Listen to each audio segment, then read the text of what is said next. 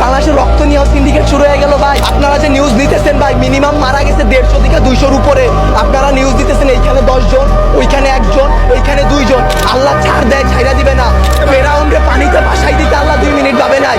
আমরা তো পাপিষ্ঠ জাতি, আমরা তো খারাপ জাতি, আমাদের ডুবাই দিতে আল্লাহ 2 মিনিটও ভাববে না। তারা 36 দিন পর তারা এনসিপি গঠন করে, তারা নির্বাচন চায়, তারা এই করে, তারা সেই করে। তারা বাংলাদেশের বালের উন্নয়ন করতে পারে না।